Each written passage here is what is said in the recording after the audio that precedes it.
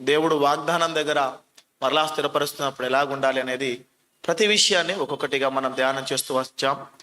ఆదికాండం 16వ అధ్యాయంలో మనము కొన్ని విషయాలు గత కొన్ని వారాలుగా చూస్తూ వస్తూ ఉన్నాం. మొదటి వచనంలోనే శారాయి విశ్వాసము దేవుని ఎడల కనబరచలేకపోయింది. విశ్వాసం ఏం చేస్తుందో మనం నేర్చుకున్నాం. ఆ తరువాత తాను తొందరపాటు నిర్ణయాల ద్వారా ఎంత నష్టపోయారో, అలాగే తప్పుడు మాట వినే అబ్రహాము, అలాగే కొంతమంది జీవితాలు, మరి పదవులు, అధికారాలు, అలాగే ఆశీర్వాదాలు ఎలా కోల్పోయారో, తప్పుడు సలహాలు, తప్పుడు మాటలు విని, దైవ చిత్తానికి విరోధమైన మాటలు విని ఎలా తప్పిపోయారో, ఎలా తమ జీవితంలో నష్టాన్ని కొని తెచ్చుకున్నారో చూశాం. తప్పుడు సలహాలు వినని యోబు, అలాగే రూతు తాము దేవుని చేత ఎలాగూ దీవించబడ్డారో అవి కూడా గత వారంలో మనం ధ్యానం చేశాం. ఇప్పుడు మరొక పాఠాన్ని ఈ ఆదికాండం 16వ అధ్యాయం నుండి మనము నేర్చుకుందాం. ప్రభు మనకు నేర్పించాలని ఆశపడి ఉన్నాడు కనుక దయచేసి ఆదికాండం 16వ అధ్యాయము మనము ఇందులో కొన్ని వచనాలను చదువుకొని ధ్యానం చేసుకుందాం. 2, 3, 4 వచనాలు మనం ధ్యానం చేసుకుందాం. 2, 3, 4 వచనాలు నాతో పాటు కూడా మీరందరూ చదవవలసిందిగా మనవి చేస్తున్నాను. 2వ వచనం, కాగా శారాయి, ఇదిగో నేను పిల్లలు కనకుండా యెహోవా చేసి ఉన్నాడు, నీవు దయచేసి నా దాసితో పొమ్ము, ఒకవేళ ఆమె వలన నాకు సంతానము కలగవచ్చునని అబ్రాముతో చెప్పెను. అబ్రాము శారాయి మాట వినెను. కాబట్టి అబ్రహాము కనాను దేశములో 10 ఏళ్ళు కాపురమున్న తరువాత అబ్రహాము భార్య అయిన శారాయి తన దాసి అయిన హాగరను ఐగుప్తురాలను తీసుకొని తన పెనిమిటి అయిన అబ్రామునకు భారీగా ఉండునట్లు అది గర్భవతి ఆగింది. అది తాను గర్భవతి తీసుకున్నప్పుడు దాని యజమానురాలు దాని దృష్టికి నీచమైన రాయను.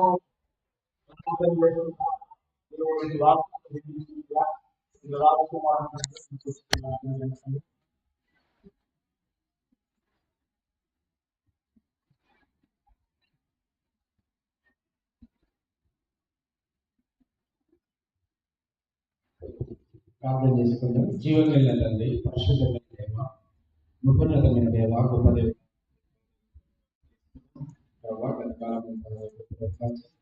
ఈ ప్రభుత్వాలు చూపించారు ప్రభావితమైన లేఖనాలను ఆలోచించి సత్యాన్ని గ్రహించడానికి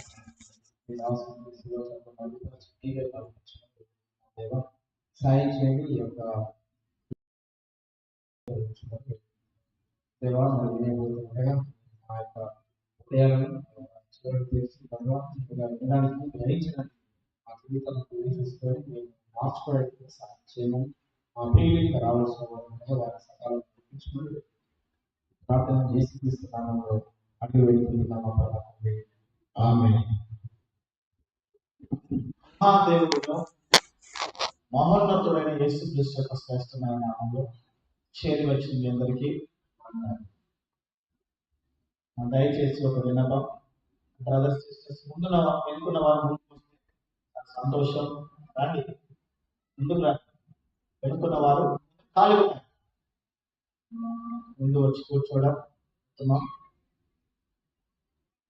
బ్రదర్స్ వీళ్ళైతే చీరలో కూర్చోండి, లేదన్నా మీకు ఎలాగా అందుబాటులో ఉంటే అలా కూర్చోవడం చెప్తున్నాం. మనం ఇప్పుడు ఈ 3 వచనాలు మనం చదువుకున్నాం. గత 2 వచనాలు, గత 4 సెషన్స్ గా 4 వారాలు మనం అనేకమైన విషయాలు నేర్చుకున్నాం. ఇప్పుడు చూడండి, తొందరపాటు నిర్ణయం, తప్పుడు సలహా వినడం,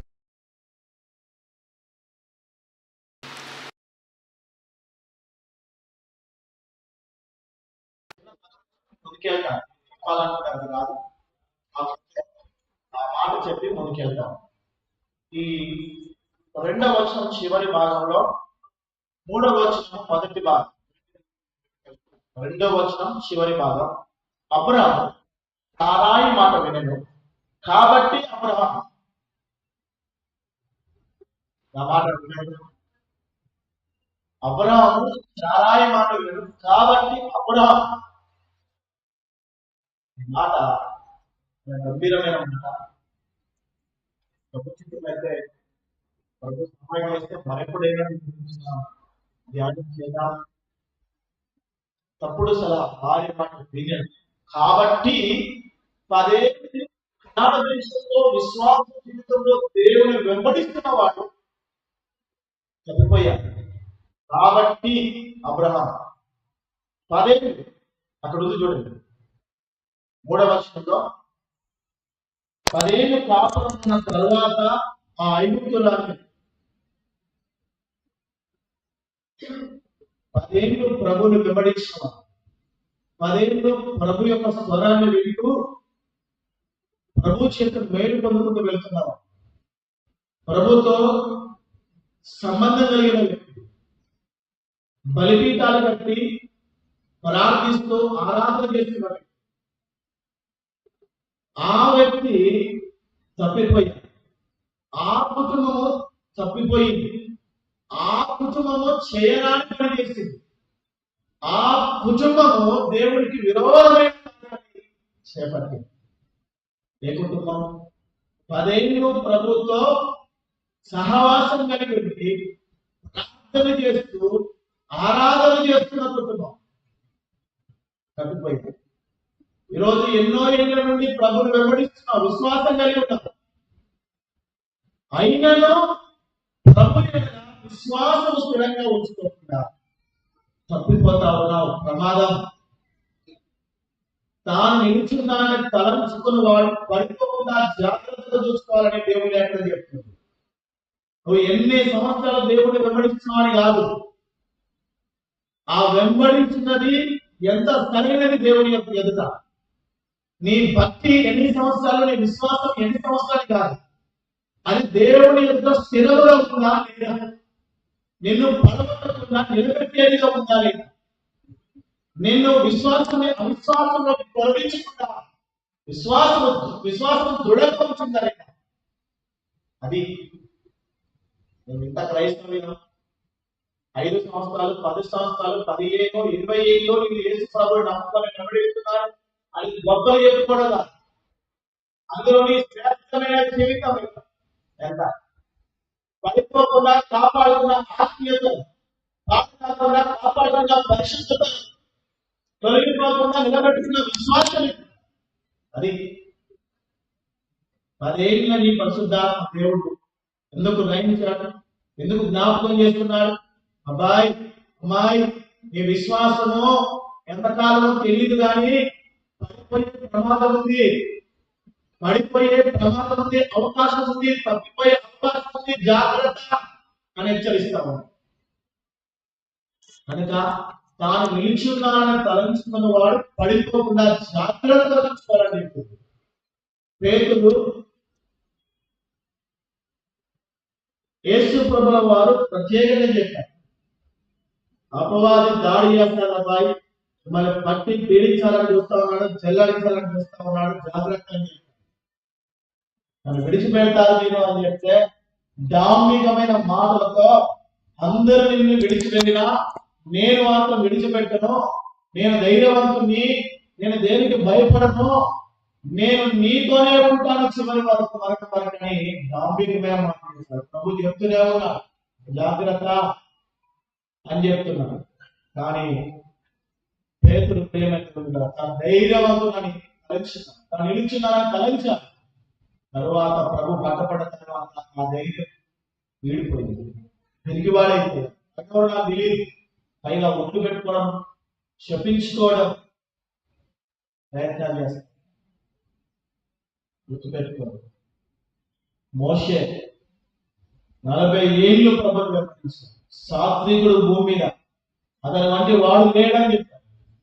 కానీ ఒకనొక దగ్గర ఆయనే కనాన దేశానికి, ఆ వాగ్దాన దేశానికి ప్రవేశించాడు. కానీ మాట పలికింది. ఇవన్నీ ఏమేమి తెలుస్తున్నాయి? అబ్రహాము జీవితంలో, మోషే, పేతురు జీవితం. ఇప్పుడు నువ్వు నిలిచున్నావని తలుచుకుంటున్నావు, మరి పడిపోకుండా జాగ్రత్తగా ఉండు, తప్పిపోకుండా జాగ్రత్తగా ఉండు అని నేను చెప్తున్నా. సరే, లేదు ఆలోచన కాదు చెప్పేది, కానీ గుర్తు పెట్టుకోండి. పడిపోకుండా విశ్వాసాన్ని ఎప్పటికప్పుడు నూతన పరుచుకుంటూ ఆసక్తి విషయంలో అత్యాసక్తి కలిగి ముందుకు వెళ్ళాలి. ఎప్పుడు కూడా చల్లార్చుకునే వారుగా ఉండకూడదు. ఇప్పుడు ఈ శాల ఏమనుకుంది, నా యొక్క అవసరత, నా యొక్క అవమానం కొట్టివేయబడినట్లుగా నాకు పిల్లలు కావట్లేదు కనుక నా దాసి ఐగుప్తుగా ఇదిగో హాగరును తీసుకో, ఈమెతో కలిసిపో, ఈమె ద్వారా వచ్చే సంతానం నా సంతానం అవుతుంది అని భావించి, దాసికి ఎటువంటి తన మీద తనకు ఎటువంటి హక్కు ఉండదు. ఆ దాసి యజమానికి ఆస్తి కనుక ఆమెకు ఎటువంటి రైట్స్ ఉండవు. యజమాని ఏం చెప్పినా లోపడాలి. యజమాని యొక్క చిత్త ప్రకారమే, యజమాని యొక్క నిర్ణయం చొప్పునే నడుచుకోవాలి. దాసులు కొనబడినవా వారి మీదకి వారికి ఎటువంటి హక్కు ఉండదు కనుక తన యజమానురాలు ఏం చెప్తే అదే చేయాలి, మాట ధిక్కరించాలి. కనుక ఆగరు ఏం చేయలేక సరే సారాయి మాట వింది. అబ్రాహాము విన్నాడు, ఆ యొక్క హాగరుతో వెళ్ళాడు. హాగరుతో కలిసిన తర్వాత ఆ హాగరు, దాసి అయిన హాగరు గర్భవతి అయింది. గర్భవతి అయింది, సంతోషం. గర్భవతి అయిన తర్వాత ఏం చేసింది? ఆమె యజమానురాలి ఆమె ద్వేషించడము ప్రారంభించింది. ఆమె గర్భవతి అయింది.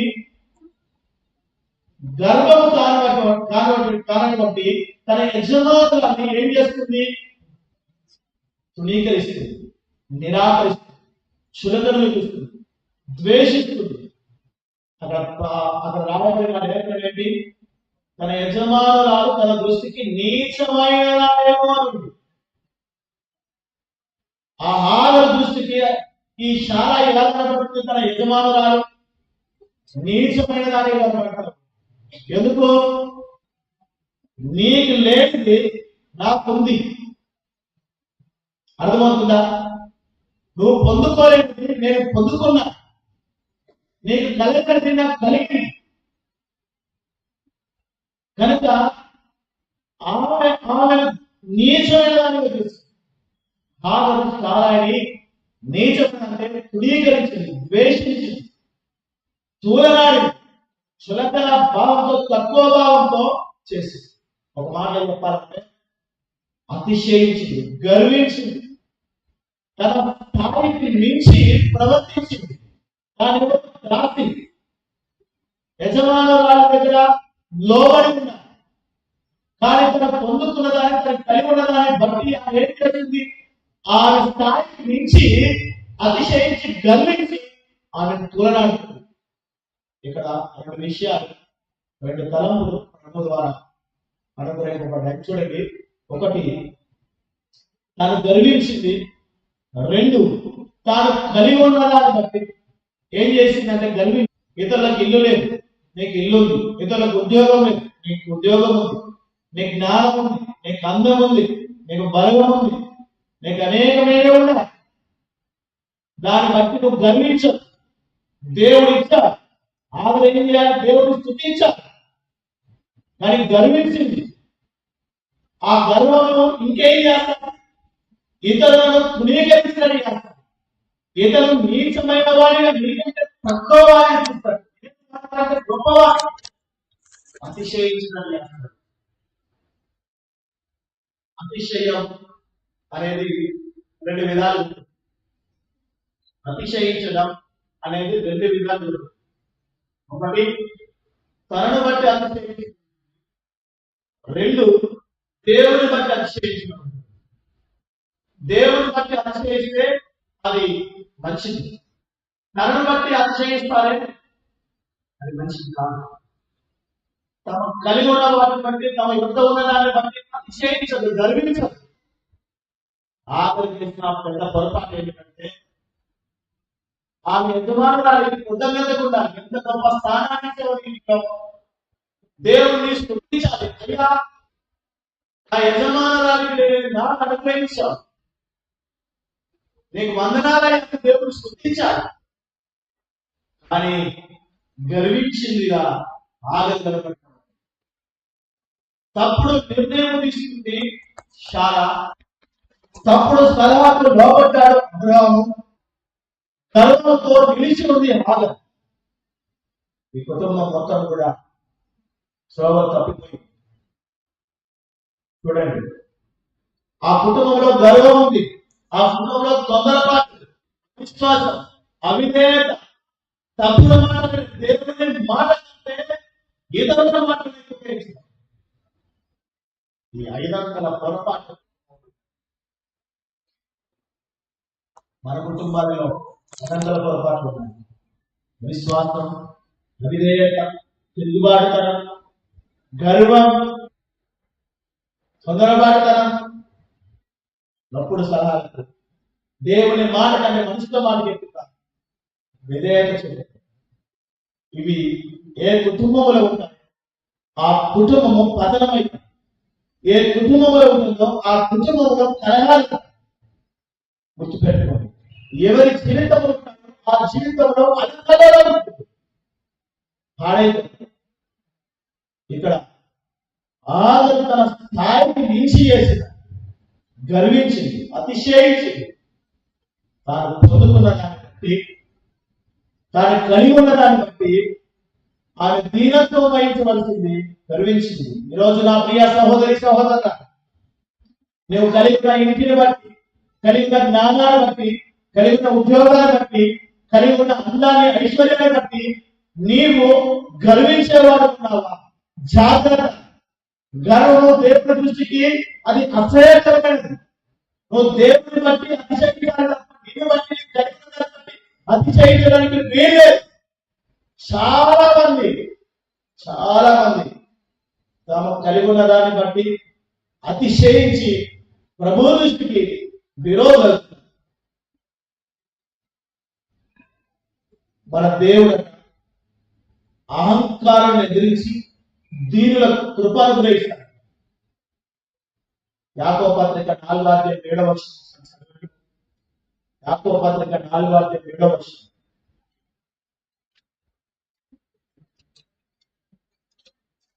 కాబట్టి దేవుడికి లోబడి ఉండండి, అపవాదిని ఎదిరించుడి, అప్పుడు వాడు మీ వద్ద ఉండి పారిపోవును. దేవుని యొద్దకు రండి, అప్పుడు ఆయన మీ వద్దకు వచ్చును. పాపులారా, మీ చేతులను శుభ్రం చేసుకోండి, జీవ మనసులారా, మీ ఉదయములను పరిశుద్ధించుకోండి. 6వ వచనం కాదు కానీ ఆయన ఎక్కువ కృపనిచ్చును. అందుచేత దేవుడు అహంకారాన్ని ఎదిరించి దీనులకు కృప అనుగ్రహించును అని. దేవుడు అహంకారాన్ని ఎదిరించి ఎవరు ఎదిరిస్తున్నారు? అయ్యా, ఎవరు ఎదిరిస్తున్నారు?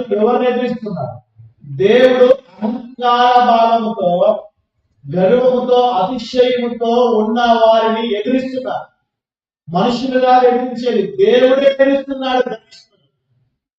అంటే గర్వముతో నడుచుకునే వారికి ఎవరు విరోధి? ఎవరు వారితో పోట్లాడేది? దేవుడితో మీరు వైరం పెట్టుకుంటారమ్మా. ఏ వ్యక్తి అయితే గర్వాన్ని, అతిశయాన్ని పెట్టుకుంటారు, తాను కలిగి ఉన్న దాన్ని బట్టి ఏ వ్యక్తి అయితే గర్విష్ఠాడో ఆ వ్యక్తి దేవుడితో విరోధం పెట్టుకున్నాడు. దీనంతో కలిగి ఉండే వ్యక్తి ఆయన కృపను పొందుకుంటాడు. దేవుడి పిల్లల మీద పెట్టుకోవాల్సిన విషయం, హాగరు చేసిన పొరపాటు చేయదు. హాగరు తాను కలిగి ఉన్న దాన్ని బట్టి విలువైనది పొందుకుంది. దాన్ని బట్టి ప్రభుని స్తుతించాలి, ఆ శాలకు కృతజ్ఞత కలిగి ఉండాలి. కానీ తాను గర్వించి తన యజమానులు తన దృష్టికి నీచమైనది నిరాకరించింది, తునీకరించింది. గర్వము ఇదే చెప్తున్నా, ఇతరులను తునీకరిస్తుంది. నీలో ఉన్న అహంభావం ఇతరులను లెక్కలేనితనంగా చూస్తుంది. ఇతరులను తోలనాడుతాం, విలువనివ్వకుండా చూస్తాం. ఇది ఏ వ్యక్తిలోకి ప్రవేశించకుండా చూస్తాం. ఏ వ్యక్తిలోకి ఇది ప్రవేశించదు. మన మన అతిశయం దేన్ని బట్టండి? ప్రభువుని బట్టి మనం అతిశయించాలి, అంతే కదా. ఇర్మియా గ్రంథం 9వ అధ్యాయం 23వ వచనం చూడండి.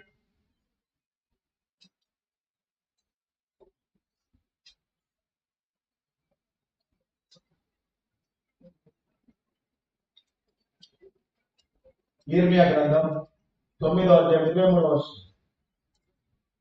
యెహోవా ఇలాగ సెలవించుచున్నాడు, జ్ఞాని తన జ్ఞానమును బట్టి, శూరుడు తన శౌర్యమును బట్టి అతిశయింపకూడదు. ఐశ్వర్యవంతుడు తన ఐశ్వర్యమును బట్టి అతిశయింపకూడదు.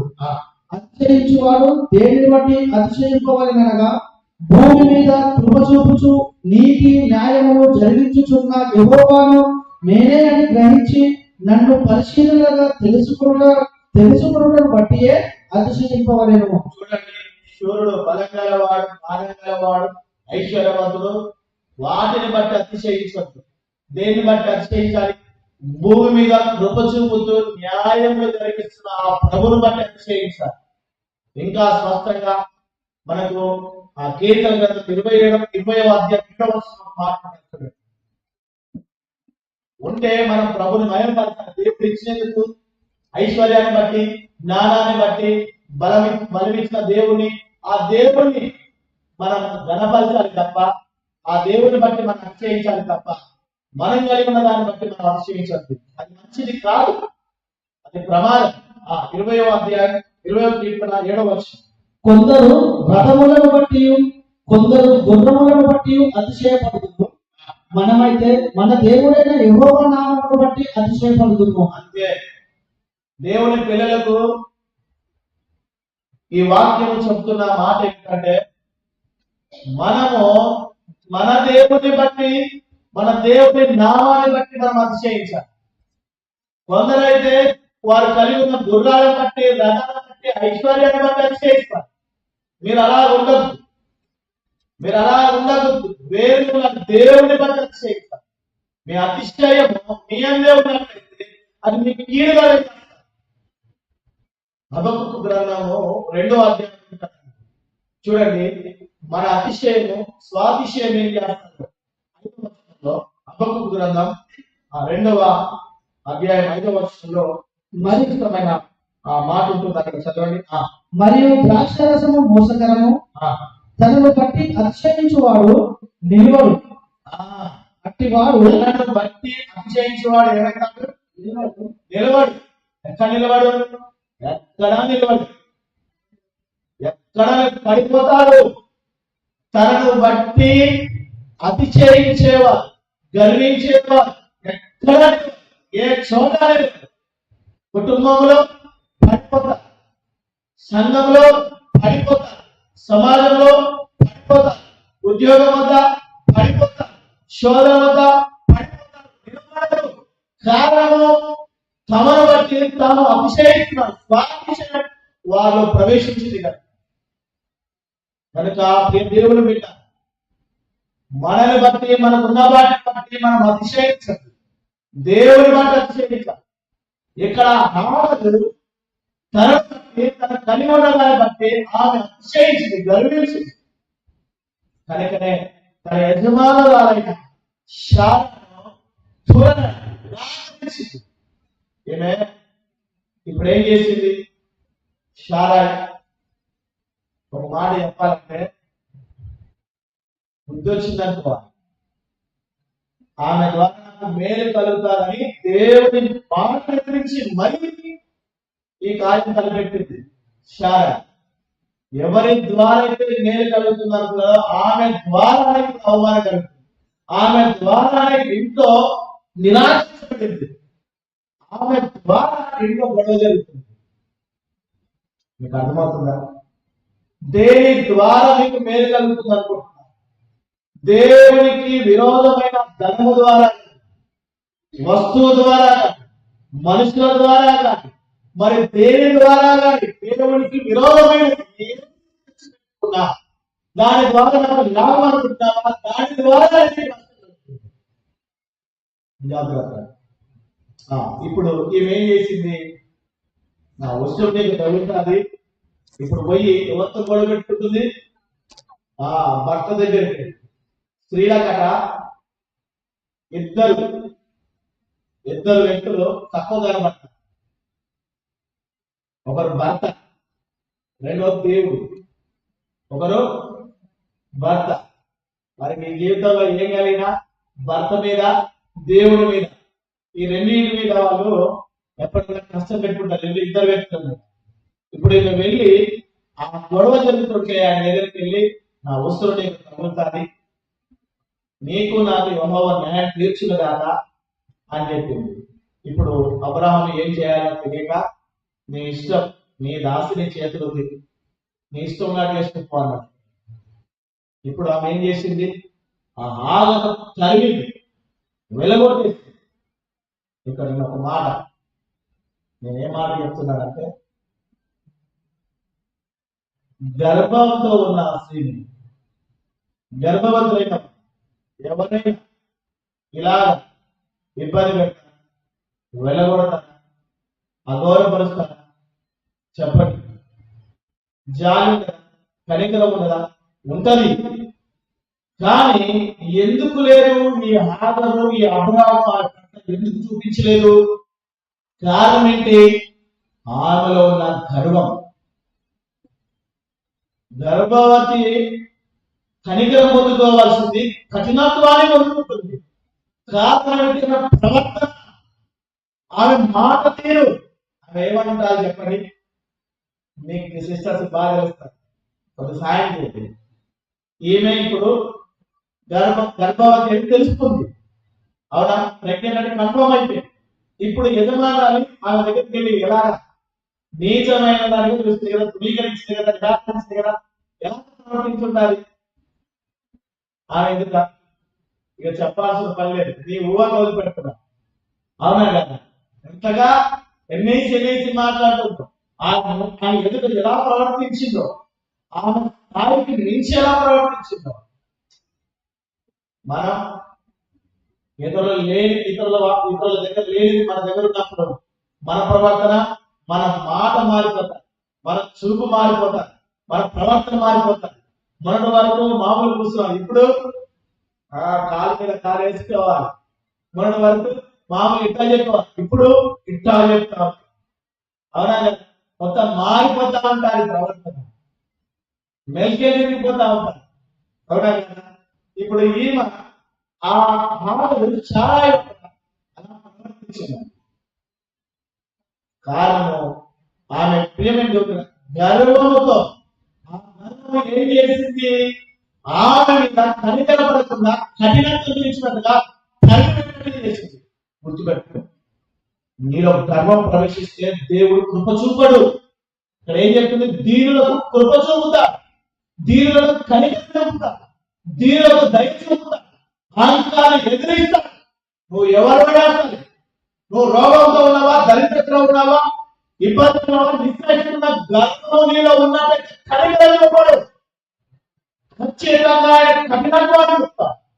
ఎవరిని కనికరం చూపుతా? దీనులకు.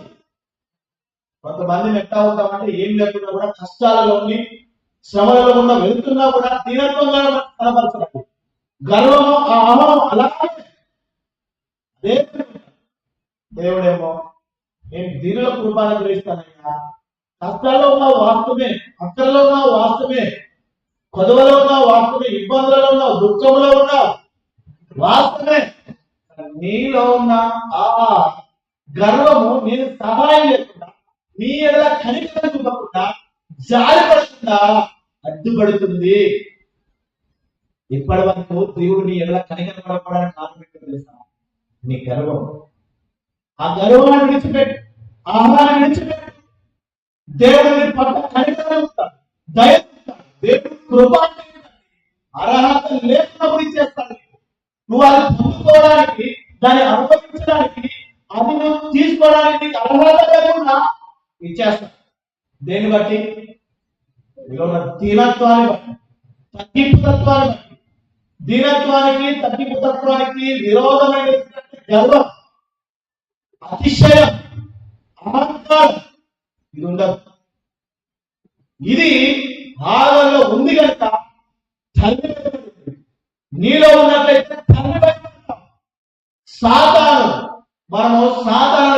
ఆయనే లూసిఫర్. ఒకప్పుడు దేవుని ఎదుట ఎట్లా ఉండేవాడు? గొప్ప స్థానంలో ఉండేవాడు. తన గురించి లేఖను గొప్పగా వర్ణించిందండి. ఎంతో సౌందర్యం, ఎంతో వెలగల రాత, ఎంతో ఔన్నత్యంతో ఉన్నవాడు లూసిఫర్. ఎప్పుడైతే తనలో గర్వం ప్రవేశించిందో దేవుని ఎదుట నుండి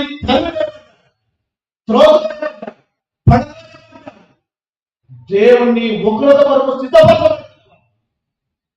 చూడండి, యెషయా గ్రంథం 28వ అధ్యాయం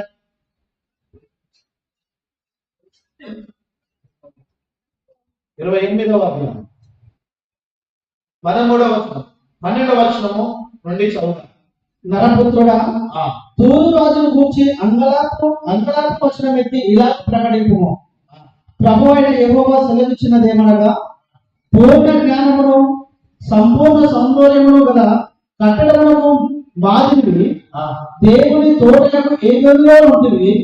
మాణిక్యము, గోమోదికము, సూర్యకాంతమని, రక్తవర్ణపు రాయి, సులీమణి రాయి, మరకతము, నీలము, పద్మరాగము, మాణిక్యము అను అమూల్య రత్నములతోను బంగారముతోను నీవు అలంకరింపబడి ఉన్నావు.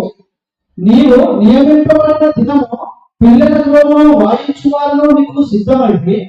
అభిషేకము పొందిన కెరూబు వలె ఒక ఆశ్రయముగా ఉంటుంది. అందుకే నేను నిన్ను నియమించుతుంది. చూడండి, అంతా సాతాను గురించి చెప్తాను, లూసిఫర్ గురించి చెప్తాను. దేవుని దగ్గర, దేవుని సన్నిధిలో ఏదో తోట ఆ యొక్క పరలోకంలో ఒక గొప్ప స్థానంలో ఉన్నాడు. ఎంత గొప్ప స్థానం అంటే దేవదూతలు ఎవరు కూడా సమీపించలేరు, ఈయన మాత్రం సమీపించగలరు. దేవదూతలు ఎవరు కూడా ఆయన నేరుగా కలిసి ఆరాధించలేరు. ఈయన వెనకాల ఉంటారు, ఈయన ఎదురుగా ఉంటారు. ఈ లూసిఫర్ రెక్కలు ఇట్లాగంటే మ్యూజిక్ చాలా అందంగా వస్తారు, అయితే అటువంటి వాడు ఆయన గురించి వర్ణన చూడండి. అందుకే నేను నిన్ను నియమించింది. దేవునికి ప్రతిష్ఠింపబడిన పర్వతము మీద నీ ఉంటుంది. కాలుచున్న రాళ్ల మధ్యను నీవు సంచరించుచుంటుంది. నీవు నియమింపబడిన దినము మొదలుకొని పాపము నీ యందు కనబడి వరకు ప్రవక్త విషయంలో నీవు యథార్థవంతుడిగా ఉంటుంది.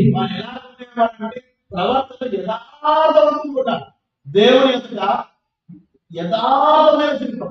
పాపము తనలోకి ప్రవేశించేంత వరకు తన జీవితం ఎలా ఉండేది? యథార్థంగా ఉండేది. నీకు మాలే దేవుని ఎదుట యథార్థంగా పాపంలో ప్రవేశించిన తర్వాత అంత వేశారు సాధారణ నీలో తర్వాత విషయం. అయితే నీకు కలిగిన విస్తారమైన వర్తకము చేత లోపల నీవు అన్యాయం పెంచుకొని పాపము చేయించు వచ్చింది కనుక. ఒక్కొక్క మాట మనం ధ్యానం చేస్తే ఆలస్యం అవుతుంది, కానీ పాపం పుట్టే చోట ఎక్కడ? లోపల. వ్యక్తి బహిరంగంగా పాపాలు కనబడకపోవచ్చు, విశ్వాసం లోపల పాపాన్ని ఏం చేస్తున్నాడు? పెంచుకుంటున్నాడు. లోపలే పాపం పెంచుకుంటున్నాడు. జాగ్రత్త, నీ లోపల నీ అంతరంగంలో ఏ పాపం దాగుతుందో తీసేసుకో. వేషాల జీవితం ఆ లోపల దాగిన పాపాన్ని తొలగించేసి లోపల నువ్వు అన్యాయం పెంచుకొని పాపము చేయించు వచ్చింది కనుక దేవుని పర్వతము మీద నీ ఉండకుండా నేను నిన్ను అపవిత్రపరిచింది. ఆశ్రయముగా ఉన్న కెరూబు కాలుచున్న రాళ్ల మధ్యను నీ ఇక్కడ సంచరింపవు. నిన్ను నాశనము చేసింది. నీ సౌందర్యము చూచుకొని నీవు గర్వించిన వాడవై నీ తేజస్సు చూచుకొని నీ జ్ఞానమును చెరుపుకొట్టి కావున నేను నిన్ను నేలను పడవేసేదను. ఇంకా ఉంటాయి. కావున నేను నేల పడవేసాను, రాజు చూస్తుండగా నేను నేలకు అప్పగించేదను. ఇవన్నీ కూడా ప్రేమ దేవ పెట్టారా? ఎందుకు ఏ పాపమో లోపలైంది? గర్వం. దేని బట్టి?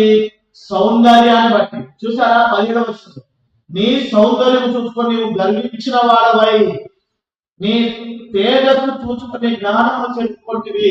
ఎంతో జ్ఞానం ఇచ్చాను. ఆ తేజస్సును చూసుకుని, ఆ చర్మాన్ని చూసుకొని, అందాన్ని చూసుకొని ఆ సౌందర్యాన్ని నువ్వు ఏం చేస్తావు? గర్వించావు. నాకున్న అందము, నాకున్న సౌందర్యం ఇంకెవరికి లేదు, అందాన్ని బట్టి గర్వించావు కనుక నేను పాడు చేస్తున్నాను, నేను నాశనం చేస్తున్నాను, ఇక మీద నువ్వు సంచరించవు, ఈ పర్వతం మీద ఉండవు, తీసేసి. ఎంత గొప్ప ఆధిక్యత, ఎంత గొప్ప భాగ్యం! దేని ద్వారా కోరుకున్నాడు? అందాన్ని బట్టి గర్వించడం చేత. ఇదొక గర్వం. ఐశ్వర్యాన్ని బట్టి గర్వించేవాడు. ఇప్పుడు ఈయనేమో హాగరు కుటుంబంలో గొప్ప ఆధిక్యత, యజమానురాల యొక్క స్థానం, ఆధిక్యతను బట్టి ఆమె గర్వించింది, ఆమె తల్లిపడింది. సాధారణ అందాన్ని బట్టి గర్వించాడు, తల్లి. గుర్తుపెట్టుకోండి, దేవుడిని గొప్ప ఆధిక్యత ఇచ్చాడా? కాపాడు, విధేయత చూపుకోండి, కృతజ్ఞతలు చెల్లించు, దాన్ని బట్టి గర్వించదు. అందమించాడా? దాన్ని బట్టి దేవుడు స్తుతించు, గర్వించదు, ఇతరులను కూడరాదు, ఇతరులను తునీకరించదు, నీ కనుదృష్టి నీచమైన వారిని ఎంచదు. ఆదరు వారి. ఇది రెండోది. మూడోది, నాశనానికి ముందు ఏం నడుస్తుంది? ఒక వ్యక్తి నాశనం కాబోతున్నప్పుడు గర్వం నడుస్తుంది. గర్వం నడుస్తుందంటే నాశనం రాబోతుంది. అర్థం చేసుకోండి ఈ మాట. మీకు ఈ మాట ఇక్కడ అర్థం కావట్లేదని ఇక్కడ చెప్తున్నా. నాశనానికి ముందు గర్వం నడుస్తుందని చెప్పింది. వినయానికి ముందు, ఘనతకు ముందు వినయం నడుస్తుంది. దీన్ని ఇట్లా చెప్తాం. నాశనానికి ముందు అనకుండా ముందు గర్వం ఉంటే నీలో నాశనం రాబోతుందని అర్థం. నువ్వు ఇప్పుడు మిడిసి పడుతుంటే, ఎగిసి పడుతుంటే నీకు నాశనం రాబోతుంది, నీకు కీడు రాబోతుందని అర్థం. అర్థమవుతుందా ఆ మాట? బైబిల్ ఉన్న మాట చెప్తున్నాను, ఎక్కడ వేరే చెప్పట్ల. సామెతల గ్రంథం చూడండి. సామెతల గ్రంథం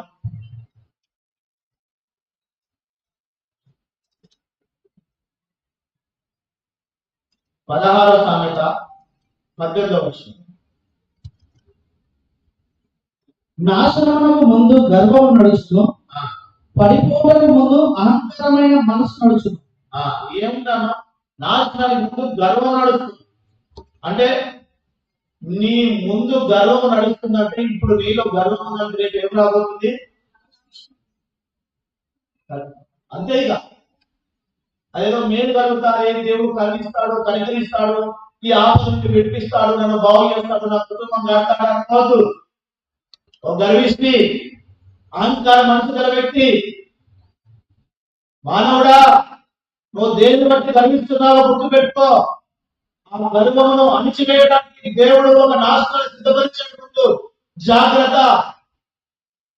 ఆ గర్వమును విడిచిపెట్టడం ఉత్తమం.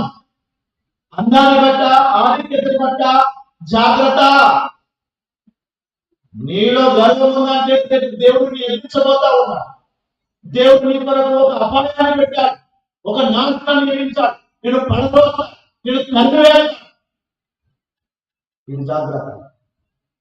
దేని బట్టి మనం అతిశయించాలి? నిన్ను బట్టి కాదు, నన్ను బట్టి కాదు, నీ ఆస్తిని బట్టి కాదు, ఐశ్వర్యాన్ని బట్టి కాదు, అందాన్ని బట్టి కాదు. ఏంటి ఇలా జాగ్రత్త. ఇందులోనే సామెతలు ఇంకొక మాట చూపిస్తాను చూడండి. సామెతల గ్రంథం 18వ సామెత 12వ. ఆపత్తు రాకమునకు నరుని హృదయము అతిశయపడును. అతిశయానికి గర్వం, దాని పర్యాయం ఏంటంట? ఆపత్తు రాకమునకు నరుని హృదయం ఎట్లా ఉండాలి?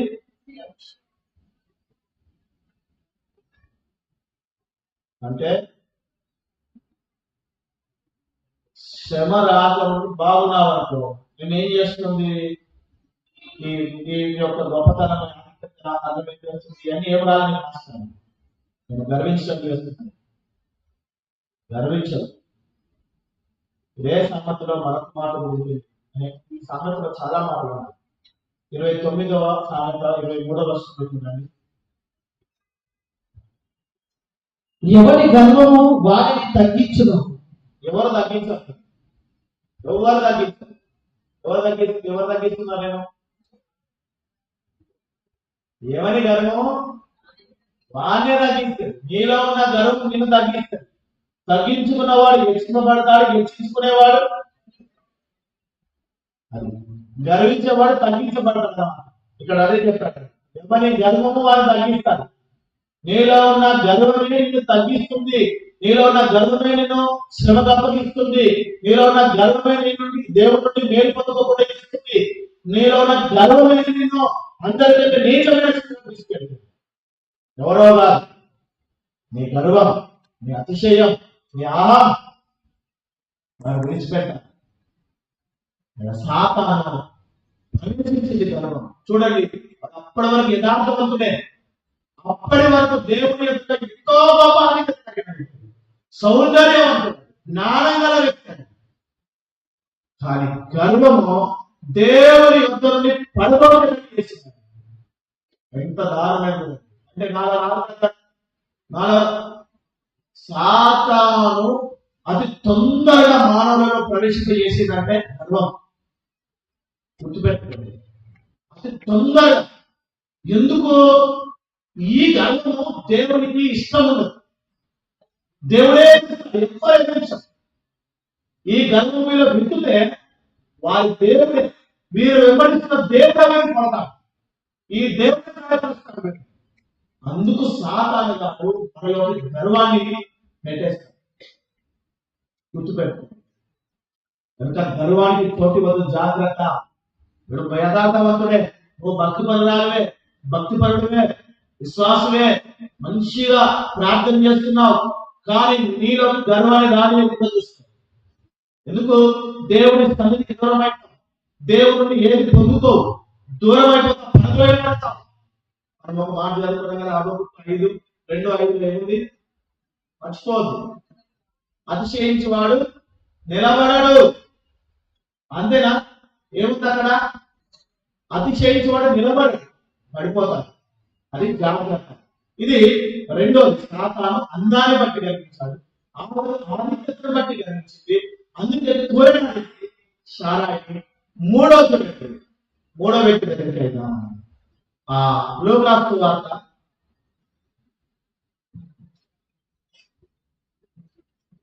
18వ అధ్యాయం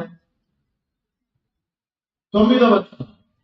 యేసుక్రీస్తు వారు భూమి మీద తన పరిచర్య చేస్తున్నప్పుడు ఒక సమూహాన్ని ఉద్దేశించి చెప్పిన మాట, తామే నీతిమంతులని తమ నమ్ముకొని ఇతరులను తృణీకరించు కొందరితో ఆయన ఉపమానం చెప్పాడు. తమ్ముని నమ్ముకొని ఇతరులను తృణీకరించేవాడు, ఆదరు తన కలిగి ఉన్న దాన్ని బట్టి శాలాన్ని తృణీకరించింది. ఇక్కడ ఇద్దరు వ్యక్తుల్ని మనకు ఉదాహరణ చూపించబోతున్నాడు ప్రభువు. ఎవరు వారంటే, తమ్మును నమ్ముకొని ఇతరులు తృణీకరించేవారు. మేమే నీతిమంతులు, ఎవరు నీతిమంతులు కాదు, మేమే భక్తిపరులం, మేమే ప్రార్థన పరులం అని ఇతరులను తూలనాడేవారు, తృణీకరించేవారు చెప్తున్నారు. అంటే ఆత్మీయతను బట్టి అహంకరించేవారు, ఆత్మీయతను బట్టి గర్వించేవారు, వారి గురించి చెప్తున్నామా. ఆధిక్యతను బట్టి గర్వించింది, అన్నాన్ని బట్టి గర్వించాను, ఆత్మీయతను బట్టి గర్వం. మాకంటే ప్రార్థన ఎవరు లేదు, నేను గొప్ప ప్రార్థన చేస్తాను, వారికంటే వాళ్ళ ఎక్కువ విశ్వాసం, వారికంటే నీతికి ఎక్కువ బ్రతుకుతున్నాను, వారికంటే ఎక్కువగా ఇవ్వడం, వారికంటే ఎక్కువగా మేము ప్రార్థిస్తున్నాం. చూడండి, ముందుకు వెళ్తే ఇంకా 10వ వచనం. ప్రార్థన చేయుటకై ఇద్దరు మనుషులు దేవాలయాలకు వెళ్ళిరి. వారిలో ఒకడు పరిసయ్యుడు, ఒకడు సుంకరి. పరిసయ్యుడు నిలవబడి, దేవా, నేను చోరులను, అన్యాయస్తులను, వ్యభిచారులను అయిన ఇతర మనుషుల వలెనను ఈ సుంకరి వలెనను ఉండనందుకు నేను కృతజ్ఞతాస్తుతులు చెల్లించుచున్నాను. వారమునకు 2 మార్లు ఉపవాసము చేయుచు నా సంపాదన అంతటిలో 10వ వంతు చెల్లించుచున్నానని తనలో తాను ప్రార్థించుచుండెను. అయితే సుంకరి దూరముగా నిలుచుండి ఆకాశము వైపు కన్నుకెత్తుటకైనను ధైర్యము చాలక రొమ్ము కొట్టుకొనుచు, దేవా, పాపినైన నన్ను కరుణించుమని పలికెను. అతని కంటే ఇతడు నీతిమంతుడిగా తీర్చబడి తన ఇంటికి వెళ్ళాలని మీతో చెప్తున్నాను. తను తాను హెచ్చించుకున్నవాడు తగ్గింపబడినని, తను తాను తగ్గించుకున్నవాడు హెచ్చింపబడినని చెప్పాను. ప్రభువు ఇక్కడ చెప్పాడు, ఎవరైతే తగ్గించుకున్నాడు, సుందరి తగ్గించుకున్నాడు, హెచ్చింపబడ్డాడు ప్రభు దృష్టిలో. పరిచయుడు హెచ్చించుకున్నాడు, ప్రభు దృష్టిలో తగ్గించబడ్డాడు. వీడే తగ్గించుకున్నవాడు నీతిమంతులుగా తీర్చబడ్డాడు, హెచ్చించుకున్నవాడు నీతిమంతులుగా అనుకుంటున్నాడు కానీ వాడు నీతిమంతుడు కాదు, విడవబడ్డాడు.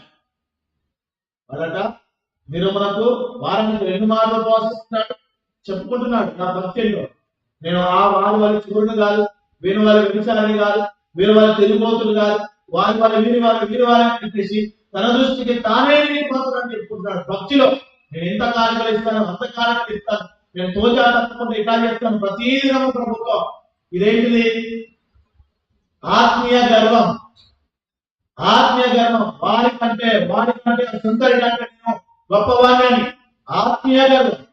వారికంటే బాగా ప్రసంగం చేస్తాను, వారికంటే బాగా పాటలు పాడతాను, వారికంటే బాగా ప్రార్థన చేస్తాను, వారికంటే విశ్వాసం ఉంటుంది, వారికంటే భక్తి ఎక్కువ ఉంది, నాలాగా ఎవరు ఉండదు, నాలాగా చెప్పేసి డాంబికమైన మాటలతో కాలాన్ని గడిపే వారందరూ ఎవరు అంటే గర్వించేవారు, హెచ్చించుకునేవారు, అతిశయించుకునేవారు, తమ దృష్టికి తామే నీతిమంతులు వహించుకునేవారు.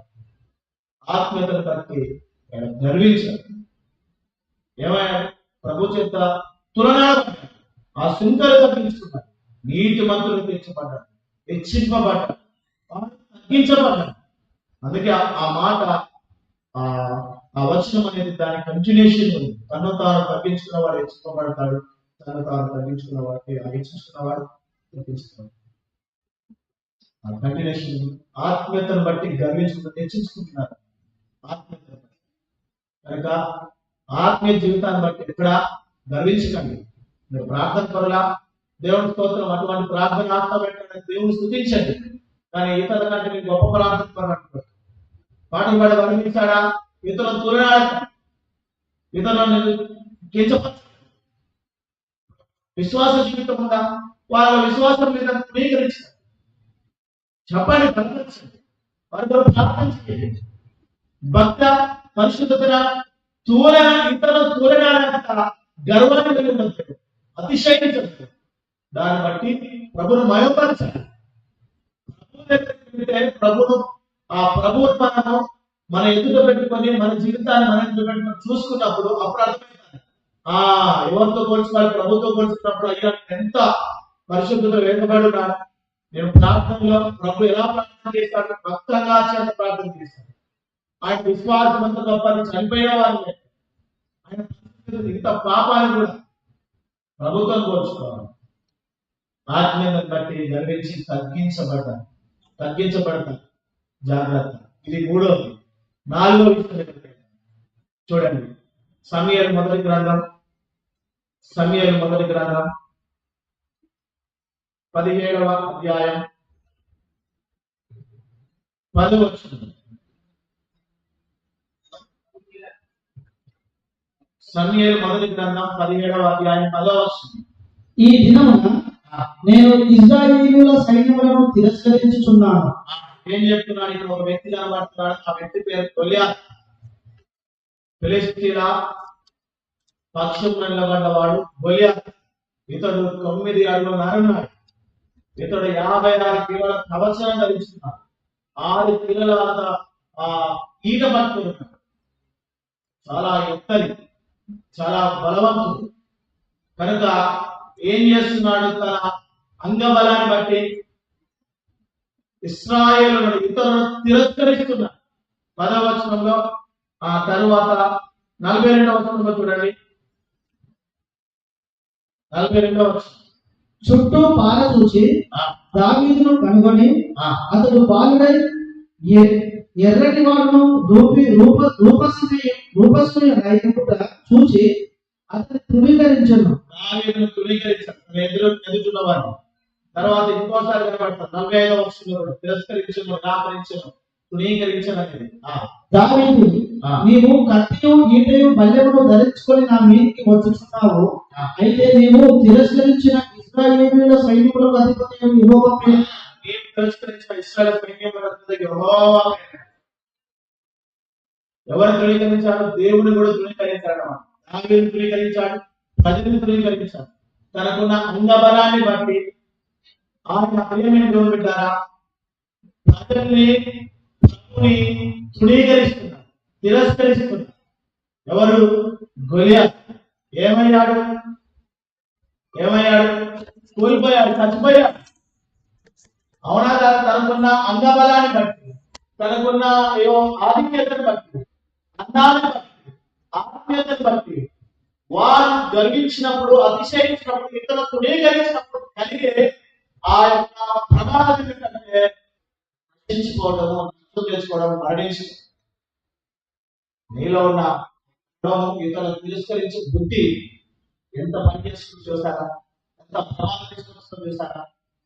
ఆఖరికి దేవుని తిరస్కరించేంత, దేవుని పిల్లలు తిరస్కరించేంత.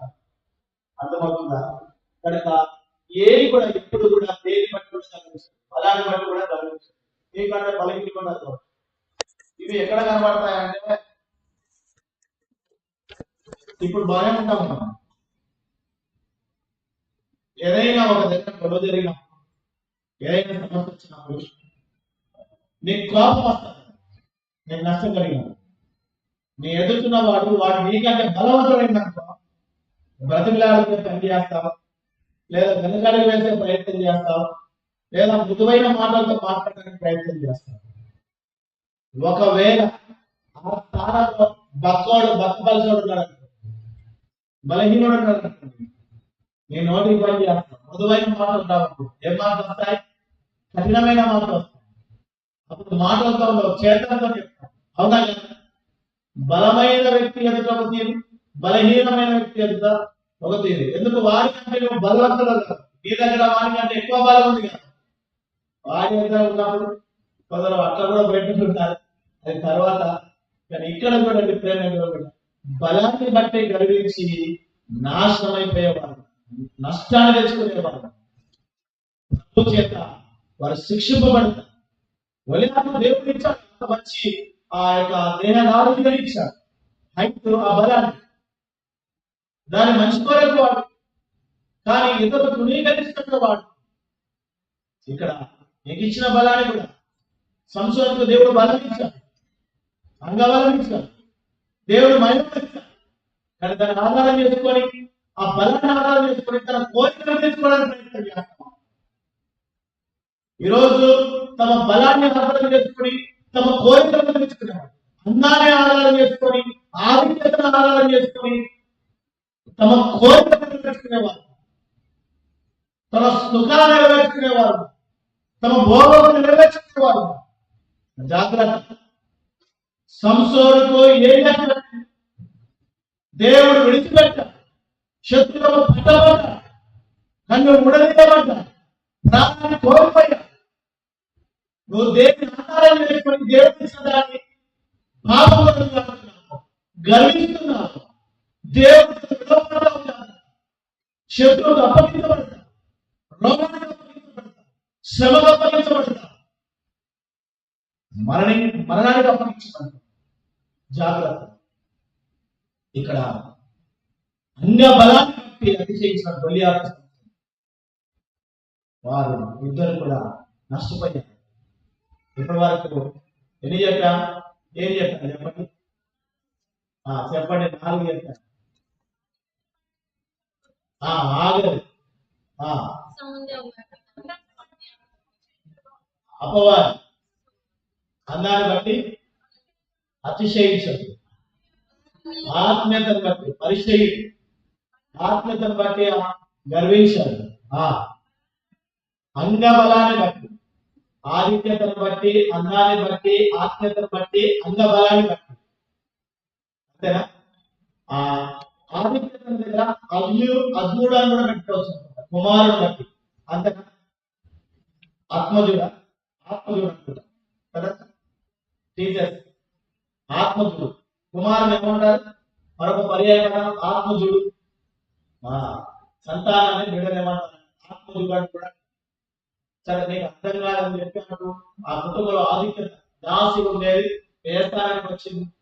ఆ ఆధిక్యతను బట్టి ఆమె సంతోషించాలి, ఆనందించాలి అని కృతజ్ఞత కలిగి ఉండాలి, ప్రభువును మహిమపరచాలి, కానీ అతిశయించింది.